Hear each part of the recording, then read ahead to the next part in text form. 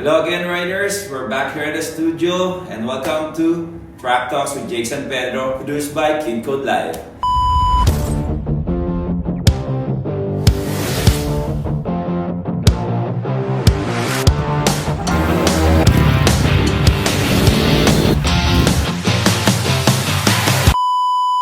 So we're going to discuss about the feedbacks and what happened last April 20, 2024 track day sa Carmona Racetrack with the Valley Racers, yung mga kids, and mga may bisita rin tayong dumating with the R15 down south. Mga riders siya ng R15 down south, actually kumakarera na rin sila, marunong na rin sila sa racetrack. So, syempre, report tayo about the ups and downs, kung ano yung mga nangyari, kung ano ba yung mga bagong kaalaman na natutunan ng mga kid racers natin, which is yun yung dinidevelop natin ngayon na under by Valley Racing Team Philippines. Yun. So, in the morning, we had registrants of 5 guest riders from R15 down south. So, they tried the Valley Bike 110cc. Some of them used the 4-speed and some of them tried automatic. So, at first try nila for 15 minutes, ayun, syempre sanay sila sa backbone 155 nila, which is R15 nga yung usual na gamit nila.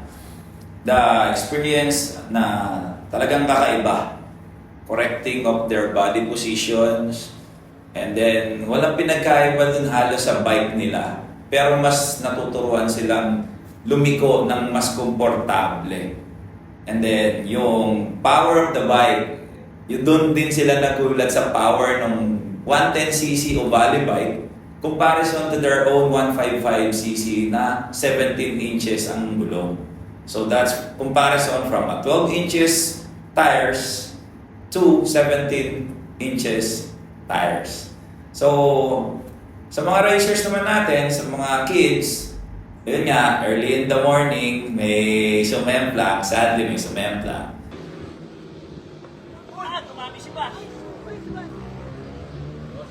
So, we always instruct the kids na always warm up. Always warm up and familiarize with the racetrack while warming up. So, ibig sabihin, paglabas natin sa racetrack, hindi mo pwedeng back-back agad. Kasi number 1, although naka-warmers ka or not, sa sa race tires mo. So mas maganda talaga mapainit mo yung gulong. So nangyari, since na medyo napahinga kami for a month due by technical maintenance ng mga bikes natin. So mga 1 month din hindi nakasakay yung mga kids. So sumemplang si Bash kasi tinanong ko siya after nung semplang, although the kid is okay. Ano nangyari kanina na ba? Nung paligo po ako na, kasi doon po sa turn na yan, laging may lubak doon. Yung lubak po na yun, or bump, hindi mo po siya makikita or mapapansin ka. So, iiwasan mo po siya bago ka lumikot. Nakalimutan ko po kasi sa hindi kami umiikot dito. Natamaan ko po yung bump. Sakto paligo ko. Tumalong po yung likod. Tapos nawalan na ako ng balance. Kaya tumilang.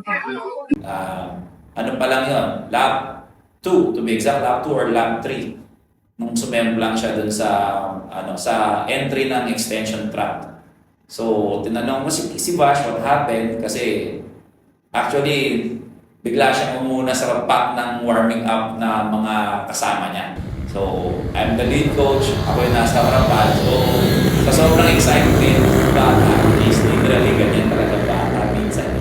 So, yun nga, pag turn niya, bigla na lang sumemplang. So, I talked to Bash after that session. So, ang paliwanag niya nga, coach, merong bumpy area yung area ng racetrack. So, I explained naman kung bakit ganon. Sabi ko sa kanya, 1 month ka halos hindi nakasakay. 1 month ka halos hindi mo nagamit si Uvale. And 1 month ka din halos na wala ka dito sa racetrack. So, when it comes to races, importante din talaga ang track walk. Yon, one tip yon. Napaka-importante ng track walk sa atin. Kumbaga, may explore mo muna yung racetrack. Although lagi ka na nandiyan, there are some changes sa racetrack. Like, pwedeng merong biglang madulas na area kasi nga, ulan-init, or merong area na maalikabok na magiging cause ng ganon situation. And syempre, as a rider, charge to experience yon sa kids na ganon na paglalabas ka, gamay mong mabuti ulit yung motor, kilalanin mong mabuti ang motor, and also check mo lagi yung tire pressure ng gulong ng motor mo. Kasi syempre nakaset yan automatically kasi back to zero tayo eh. Ando doon pa lang tayo sa warming up. So, pagkatapos nyo ng warm-up session, doon pa lang tayo magba-bike fit ulit. Kumbaga, iba-bike fit natin ulit sa kids. Na kukunin namin ng data sa kids. Kasi once na tumatakbo sila, mararamdaman na nila na, Coach, or Sir Jake, yung ating chief mechanic, Sir Jake, there's something, medyo matagtag yung motor. Baka pwede bawas tayo or dagdag tayo ng hangin. Kasi hindi niya ma-handle ng maganda yung motor.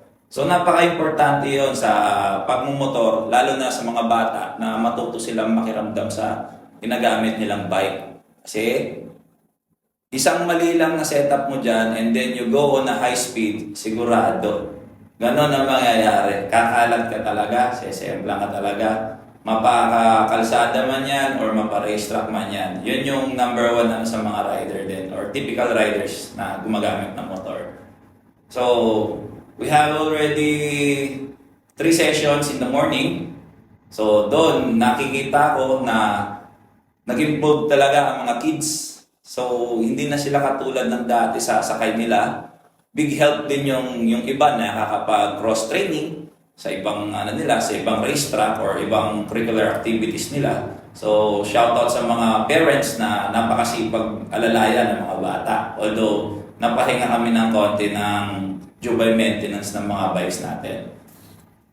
And yun nga, sabi ko nga, sumasagad na yung mga kids eh. Yung 110cc, technically, aapaw na sa sakay nila. Kasi talagang ubus-ubus na talaga yung late braking, and then yung nila, kung solo-solo sila.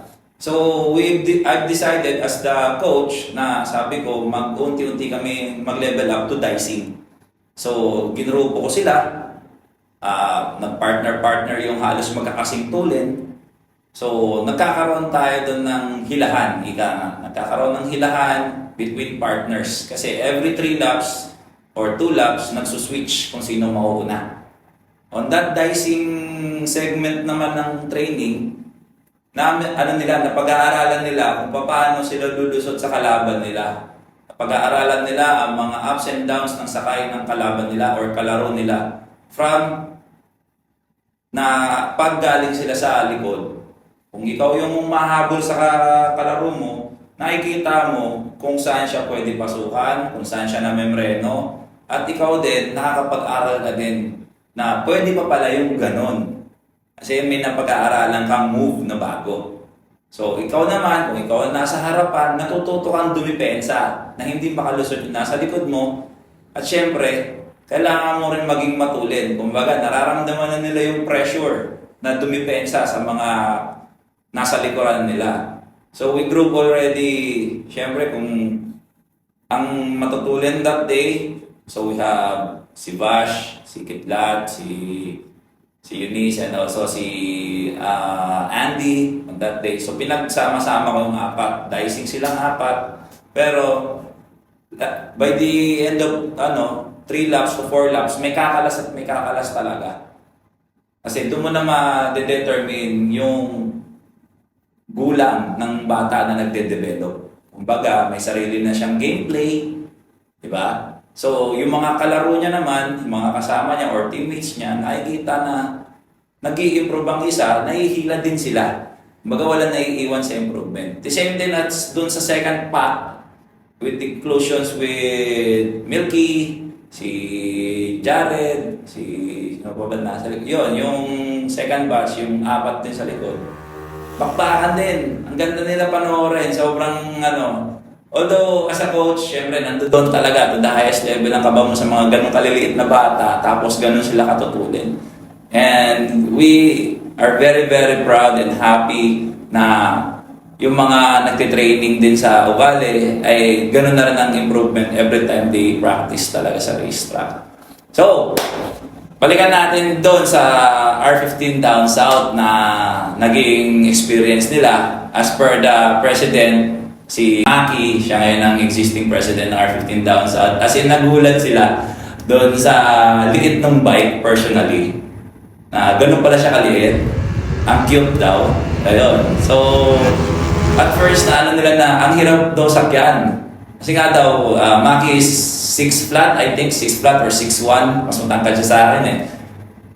Hindi niya alam kung paano po pwesto on the bike. So, I joined them, kasama si Vash, tsaka si Kid, para makita nila yung tamang riding form doon sa pagsakay ng Ubale. So, natuwa sila nung nakikita nila na pagka like fast corners or technical hairpins, talagang nakikita nila na grabe, Coach Jake nakahiga talaga. As in, parang yung mga siko nyo, science pa ito, something like that pagka nasa hairpins.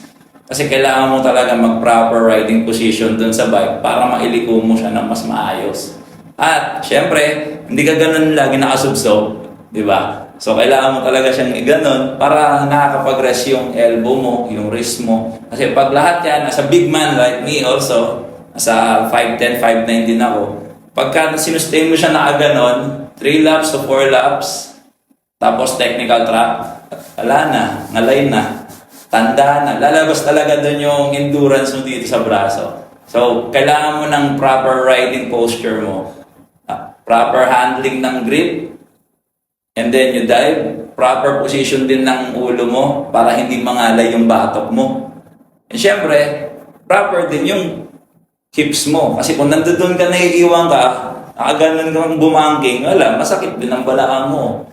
So, nakakatuwa sa mga boys na kay Darang ko with the R15 down south na ang una nilang feedback dun sa bike is after the experience is bitin. Kasi 15 minutes lang daw. Kasi nakuha na nila yung proper ride sa loob ng mga around 10 minutes. Kumbaga nakapag-adjust sila kasi mga rider din naman sila eh. Yun lang na nila. Sabi nila sa akin, pare, bitin ng takbo, baka pwede pa bang umirit, kumbaga, di ba? So, we develop na din naman ng ganong system sa namin, pag-usap-usapan din namin nila Sir Alvin, yung mga ganong approach sa marketing. So, we've decided na, yun nga, yung sa test drive, at least na meron ng 2 klase sa test drive kasi yun ang cheaper natin eh. Sa test drive natin, yung na-try ng Down South R15 last Saturday, it is only 15 minutes. Kumbaga, 1 lap time lang. So, gumawa na kami ng another, na konti lang ang idadagdag from that original price na, gawin na namin 30 minutes para 2 labas. Kumbaga, unang labas mo, kakapain mo yung motor, and then mag-a-adjust ka na ng sakay. And then sa second na labas mo, doon na lalabas talaga yung totoong sakay mo. And doon na sa labas na yun, mag-i-enjoy ka talaga na gamitin ng Ubale. For inquiries regarding to the practice session, you can inquire for reservation. Visit us on our page, Ubale Philippines Facebook page, or message us with Miss Alex at the number seen below. Yun. Mga nagtatanong pa rin, anong nila sa Ubale? Ayun, ano yung mapapala nila? Especially ako, rider ako, gusto ko, ano bang experience ang kakaiba dyan kay Ubale? So, sa Ubale kasi, makukorrect niya riding form mo, tuturuan ka talaga niyang i-correct ang riding form mo. Kasi once na hindi mo siya matutunang sakyan ng tama, mananakit talaga, literal lang katawan mo. Oo, yun talaga yung una dun eh. Doon mo makikita, pag ano yung nananakit sa katawan mo, yun yung mali. Just like riding like this. Diba? So pag nilabanan mo siyang ganun, eto naman nanakit. So bakit siya nanakit? Kasi nilalaban mo. So possibly, yan, para relax lang to. Then your wrist. Yung wrist natin, ito laging mabilis mag-arm pump. Pag nag-arm pump, so kailangan tama yung paghawak nila sa handlebars at sa throttle. So, this is the experience to use the mini GP bike na ginagamit talaga sa MotoGP, mga elite riders natin, just like our the legend Valentino Rossi itself. Yan. Yan yung ano niya, training bike niya sa VR46 din. Meron siyang isang buong squad ng Ovale pang training niya sa mga pumapasok sa VR46 training camp. So, we're looking forward na kung meron mga interesado, message us kahit sa aming Facebook account, sa Instagram, or sa our social media accounts, kindly message us. And syempre, para lalo tayong gumaling sa pagmumotor, try nyo talaga ang Ovale Training Academy para mas ma-enhance natin yung sakay nyo. Everybody's welcome, matanda ka man, bata ka man, babae ka man, o kahit baby ka man, basta marunong ka magmotor o gusto mong matuto magmotor, welcome na welcome kayo dito sa Ovale PH. So this is your coach Jake San Pedro with Track Talks, produced by Kid Code Live. So see you riders!